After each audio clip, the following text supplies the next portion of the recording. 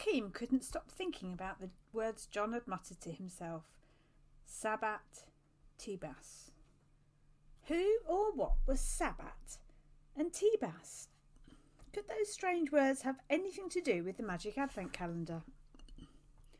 Before he went to bed, he wrote the words down in a little notebook so as not to forget them by the morning.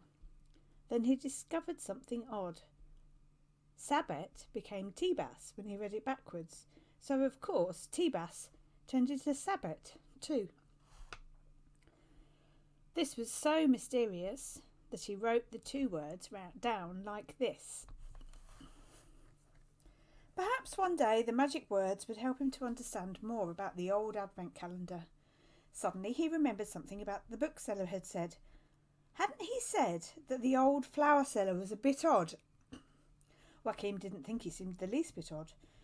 Of course, it was unusual to pour water over people's heads, but it was just the sort of thing that Joachim might suddenly decide to do himself.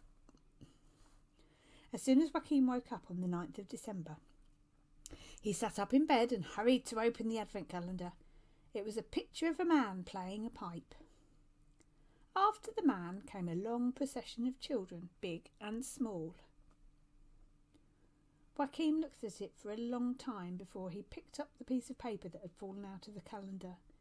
He made himself comfortable and read what was on the paper. The 5th sheep. It was the year 1378 after Christ. 3 godly sheep and a lamb with a bell stormed into the Hanseatic city of Hamburg. Behind the little flock ran 2 shepherds. An elegantly dressed black king followed the shepherds. Behind the black man a little girl was running as fast as her short legs could carry her. After the girl an angel hovered above the ground. It was Sunday and early in the morning. A few people were about in the streets on their way to morning mass in the old Jacob church. As soon as they caught sight of the procession of pilgrims, they gestured with their arms. Some of them shaded their eyes and some of them exclaimed, God be praised! Something similar had happened in the town of Hanover a few years earlier. It was 1351, immediately after the fearful plague that had cost so many human lives, not only in Germany but in the whole of Europe. It was a Monday, and the market stalls on the great market square were about to open. Peasants in their worn, homespun clothes and market women in rough skirts had begun setting out their wares. All of them had lost some of their dear ones. It was just before the dawn of a new day. It was then that a little flock of sheep suddenly sprung into the market. One of the sheep overturned a table of vegetables. After the sheep there came a strange company. There were a couple of shepherds and a man in exotic clothes, black-skinned like an African. The black man was followed by a white-clad figure with wings on its back. Right at the end there appeared a little girl. She stumbled over the shaft of a cart full of cabbages and lay there after the rest of the godly company had left the market. Elizabeth wept bitterly when she saw the angel Ephiriel and all the others disappearing. It was the second time on the long journey south that she had fallen and hurt herself. Now she had lost the procession of pilgrims and was surrounded by the people she didn't know. Not only was she in a foreign country, she was in a foreign century too. The people in the market were terrified by what they had seen. They crowded around Elizabeth and a man poked her with his foot as if he was afraid to touch her. He wrinkled his nose and grunted horribly. But soon an old woman put Elizabeth on her feet and tried to comfort her. She spoke a language Elizabeth didn't understand. I'm going to Bethlehem, said Elizabeth. And the market woman replied, Hamelin? Hamelin? No, no, sobbed Elizabeth. To Bethlehem, to Bethlehem. Those were her words. The next moment one of the angels of the Lord appeared in an arc of light above the market. Elizabeth stretched out her arms towards the angel and cried, Ephiriel, Ephiriel! The people in the market threw themselves to the ground, but the angel lifted Elizabeth up into the air and flew over the spire of the new market church and was gone. He put her down on a country road opposite the town where the sheep, the shepherds and Caspar the Black King were waiting. "Isn't that just what I was saying?" chuckled Joshua. "When one of the lambs is lost, the shepherd must leave his flock and find the lamb that has wandered away." He struck the ground with his crook. "To Bethlehem! To Bethlehem!" "How far is it to Bethlehem?" asked Elizabeth. "Not very far, my dear," said Ithuriel.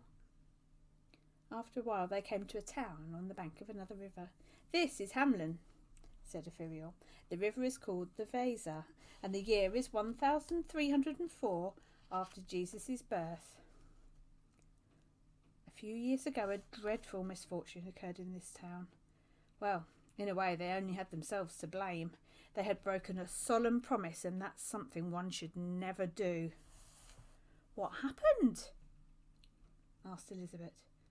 "The town had been plagued by rats for a long time, but then a rat catcher arrived in town. He played on a magic pipe, and the sound of the pipe made all the rats follow him. The piper led the rats to the river, where they all drowned." "Wasn't that a good thing?" "Yes, of course, but the people in the town had promised the man a big reward if he could save them from the plague of rats. When he had rid them of the rats, they refused to pay what they owed him." "What did the rat catcher do then?" "He began to play on his magic pipe again, and all the children in the town were bewitched by the music of the pipe and followed him. They disappeared inside a huge mountain with the piper and were never seen again."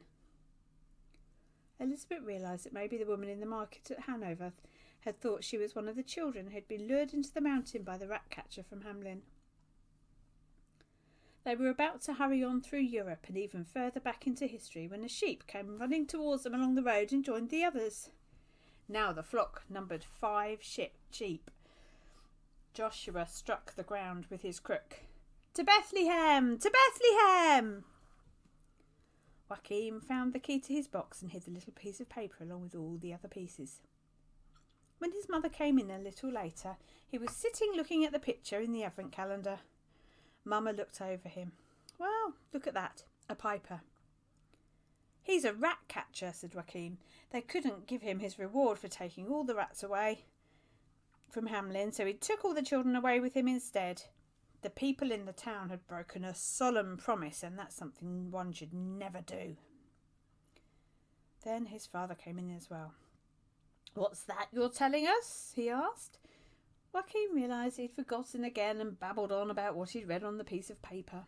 "I'm just making it up," he said. "It's only something I'm inventing." "No, it isn't, Joachim," said Papa firmly. "You were talking about the Pied Piper of Hamlin. That's an old story from Germany. Who told you about that?" What could he say? He had to hit on something clever. "Ingfield," he said. She was his teacher. Or maybe it was someone in the class. He was telling lies. But wasn't he allowed to lie about a Christmas present? Wasn't that the only thing in the whole world that you could lie about as much as you liked? After school, Mama and Joachim went into town to buy an anorak, and Joachim asked to go into the market. There were not as many people in the market as there were in the summer. Some stall holders were selling wreaths and candles, others were selling all sorts of Christmas presents. "Oh, I wonder how they can bear to stand there in the middle of winter," shivered Mama. "There's someone over there selling flowers too." "That's because part of the glory of heaven has strayed down to earth," said Joachim. Something was laughing inside him. "What are you talking about?" said Mama. "He's selling flowers in the middle of winter because the glory of heaven has strayed down to earth," repeated Joachim. "You see, there's so much glory in heaven that it can easily spill over." Mama shook her head and sighed in despair. She obviously didn't like him to say such strange things.